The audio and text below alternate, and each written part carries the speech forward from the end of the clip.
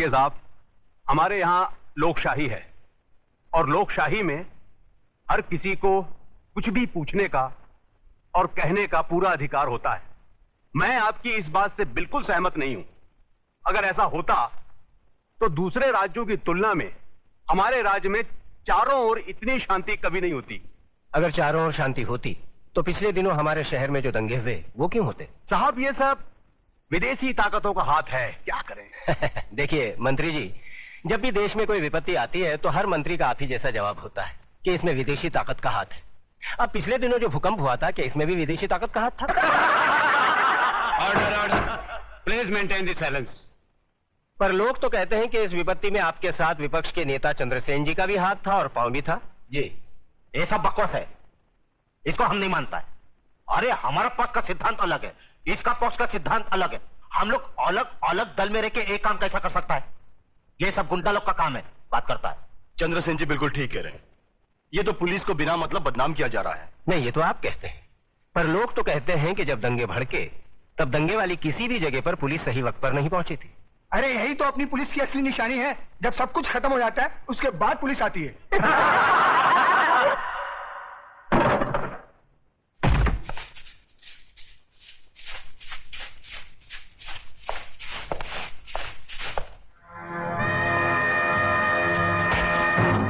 यही तो रोना है कि लोग हमें गलत समझते हैं। हमारी योजनाएं लोगों की समझ में नहीं आती। अब आप ही बताइए, झोपड़पट्टी की जगह साफ सुथरी कॉलोनी बने, टूटे फूटे गांव की जगह राहगीरों के लिए रिसोर्ट बने, इसमें देश की तरक्की नहीं है? बोलिए। पर लोग तो कहते हैं इसमें आपकी तरक्की ज्यादा होती है। सारा धन आप सब लोग मिलकर बटोर लेते हैं और डकार तक नहीं लेते।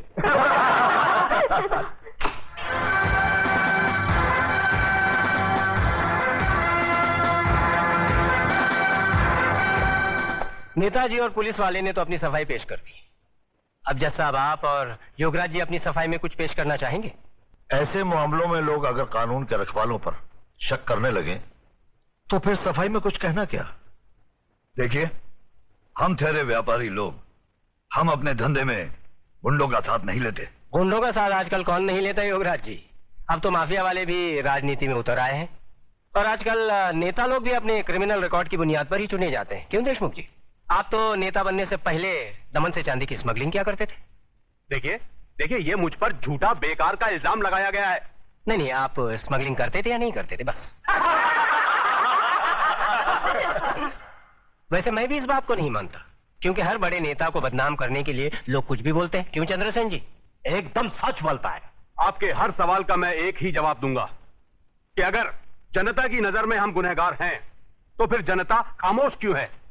बोलिए, क्यों हमें पिछले 15 साल से इस राज्य में चुनाव जिता रही है? जज साहब, हम पर लगाए गए सारे इल्जाम बेबुनियाद हैं। हमारी सफाई में मेरा यही जवाब है। अब फैसला आपके और जनता के हाथ में है। सुनाइए।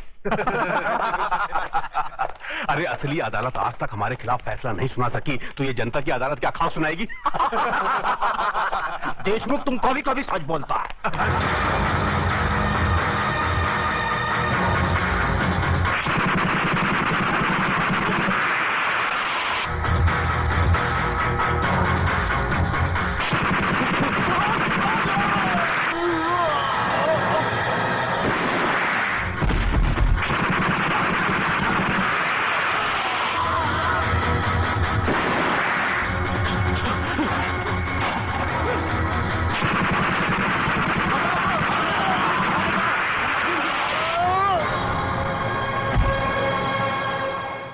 तुम्हें अपनी सफाई में कुछ कहना है? क्या कहना? जो करना था कर दिया, जो किया वो सोच समझ कर किया। अब कहना आपको है। फैसला सुना दीजिए, मुझे मंजूर है।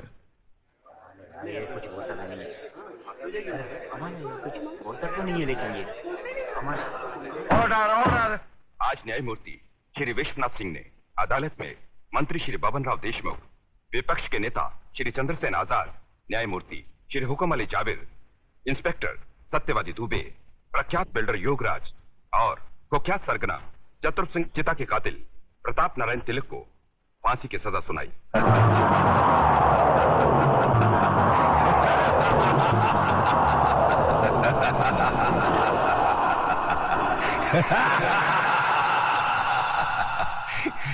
जिंदा आदमी के खून के इल्जाम में फांसी की सजा।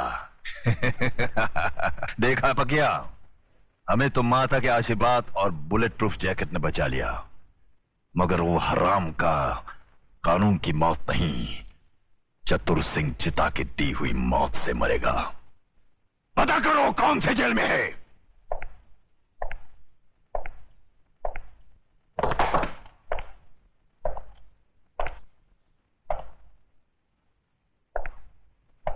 प्रताप, तुम्हारी फांसी का दिन मुकर्रर हो गया है।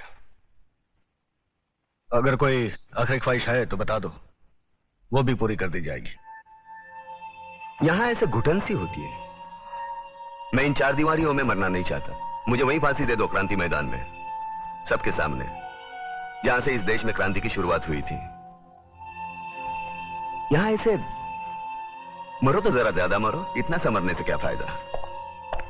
सर, प्रताप से कोई मिलने आया है, मिलने दो।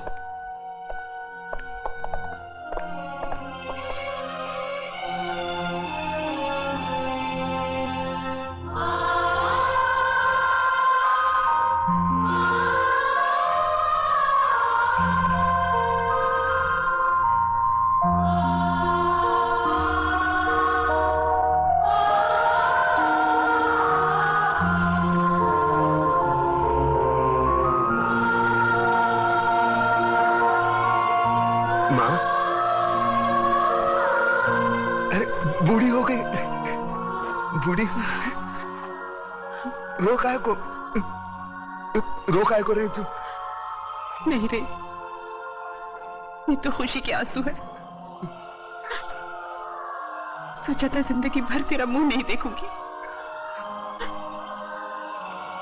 लेकिन तेरे बारे में अखबार में पढ़ा तो रहा नहीं गया मुझसे, और मैं चली आई अपने बेटे के पास। कैसा है रे तू? बेटा, आज तूने तिलक खानदान के नाम पर सचमुच यश का तिलक लगा दिया। मैं खुश हूँ, बहुत खुश हूँ।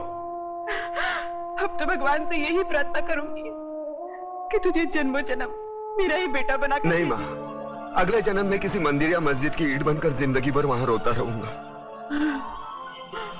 इस जिंदगी का रोना मेरा बाकी है।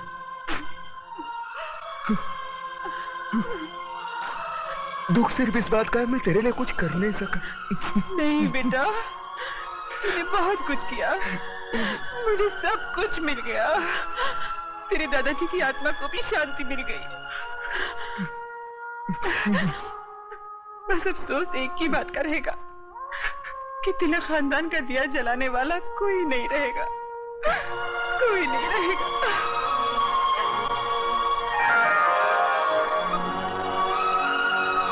ये देख, अपनी बहू के लिए रखे थे,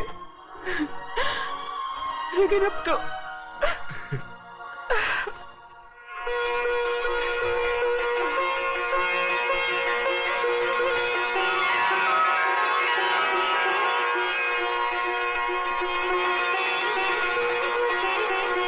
माँ, ये कलम वाली बाई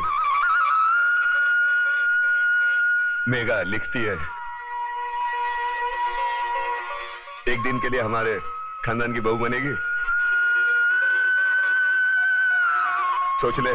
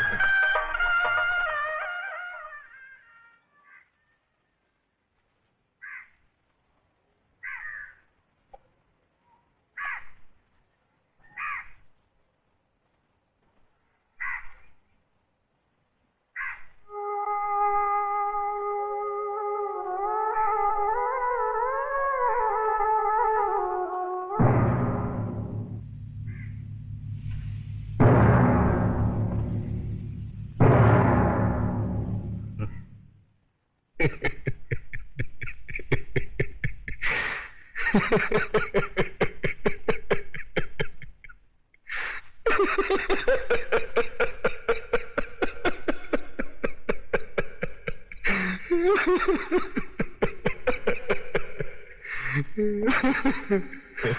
गए मेरी मौत का तमाशा देखने। अब मुझे लटका देंगे, जुबान ऐसी बाहर आएगी, आंखें बाहर आएगी, थोड़ी देर लटकता रहूंगा, फिर ये मेरा भाई मुझे नीचे उतार देगा, फिर आप चर्चा करते घर चले जाओगे, खाना खाओगे, सो जाओगे।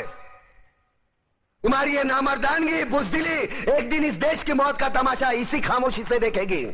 कुछ नहीं कहना मुझे तुम्हें, कुछ नहीं। तुम्हारी जिंदगी में कोई फर्क पड़ने वाला नहीं। अंधेरे में रहने की आदत पड़ी है तुमको, गुलामी करने की आदत पड़ी है। पहले राजा महाराजाओं की गुलामी की, फिर अंग्रेजों की, अब चंद गद्दार नेताओं की और गुंडों की। धर्म के नाम पर ये तुम्हें बहकाते हैं, तुम एक दूसरे के गले काट रहे हो। काटो काटो। ऊपर वाला भी ऊपर से देखता होगा तो उसे शर्म आती होगी, सोचता होगा मैंने सबसे खूबसूरत चीज बनाई थी, इंसान। इंसान नीचे देखा तो सब कीड़े बन गए, कीड़े। कीड़े रेंगते रहो, सटते रहो और मरो। आए और गए, खेल खत्म। तो जिए मालूम नहीं, क्यों मरे मालूम नहीं। कलम वाली बाई क्रांति लाना चाहती थी, कलम के जोर पर काले वर्तमान को खत्म करना चाहती थी। कौन समझा उसकी बात को? सब साले मुर्दे, जिंदा लाशें। किसे जगाती वो? मैं जाग गया, कुछ अच्छा काम करके जा रहा हूं, सुकून है। लेकिन ध्यान में रखना, तुम्हारी ये खामोशी कल तुम्हारे बच्चों के लिए रोना बन जाएगी। ये कानून वाले, वर्दी वाले नेता, इन्होंने अपना ईमान बेच दिया। एक दूसरे को जलाते वक्त तुम्हारा ईमान कहां गया था? भाड़ में।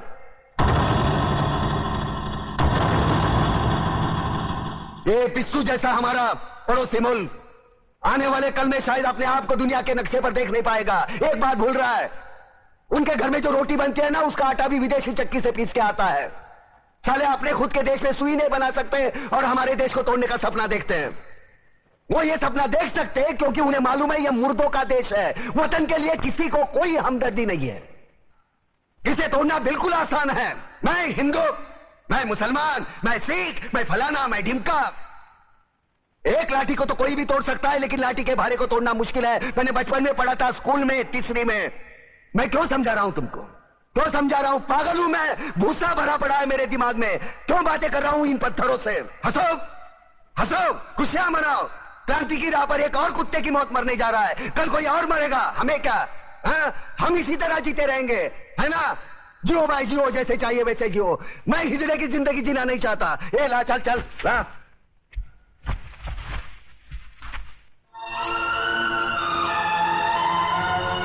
खड़ो, ये फांसी नहीं हो सकती। उन देशद्रोहियों के खिलाफ जो सरकार को सबूत मिले हैं, उससे साबित होता है कि प्रताप ने उनको मारकर देश का उद्धार किया है। इसलिए भारत के राष्ट्रपति ने उसकी सजा माफ कर दी। ये रहे उसके कागजात।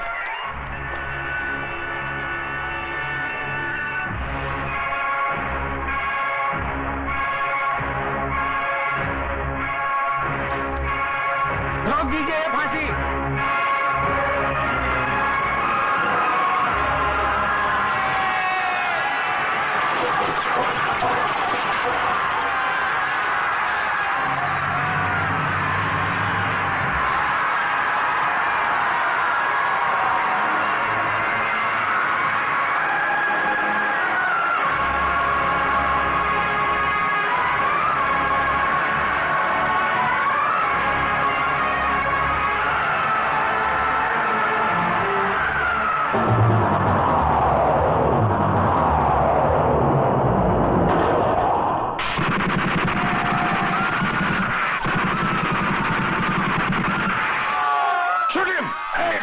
कमिश्नर, लाशों के ढेर बिछा दूंगा अगर हमारे बीच में आया तो।